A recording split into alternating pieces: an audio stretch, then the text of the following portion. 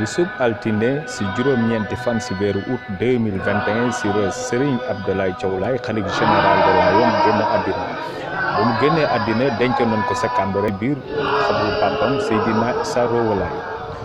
Seydina Issa Rohou Laye nekkoon premier xalifa Seydina Limamou Mahdi alayhi salaam.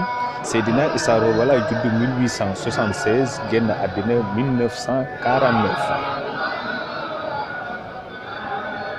bi Seydina Issa Rohou Laye génne àddina 1949 si la Seydina Mandione mi nga xam ne mi ngi judd 1881 wuutu ko ba 1971. ginnaaw bu Seydina Mandione Laye génne àddina 1971 si la ko Seydina Issa Laye bu ñu gën nga xam si Baye Seydi Thiaw juddu 1914 wuutu ko ba 1987.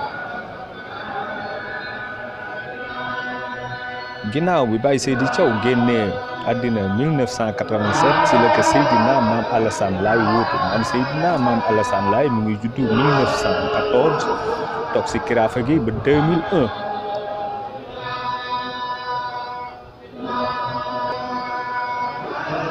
Seydina Mame Alassane Laye bu mu génn àddina 2001 si la ko Seydina Baye Abdoulaye Thiaw Laye wuutu. Seydina Baye Abdoulaye Thiaw Laye mu ngi juddu 1926 génn àddina 1921. ginnaaw loolu bu Seydina Baye Abdoulaye Thiaw Laye génnee àddina ba ñu denc ko sa Cambérène si waxtu papam Seydina Issa Rohou Laye. ginnaaw bu ñu xëyee nag si la gëm yëpp ñëwee wuti Cambérène nga gis leen ñooñu ñu jëpp jubal sa xabru ba nga sàkku ñu ñaanal ko bàyyi fi seen addiya di ziar.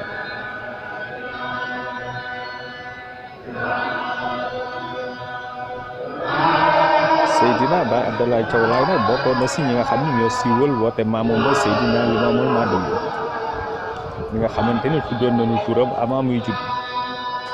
Seydina Baye Abdoulaye Thiaw Laye doon na wër fépp si biir Sénégal ñu fay yëkkati baatu kalimaati la ilaaha illallaah.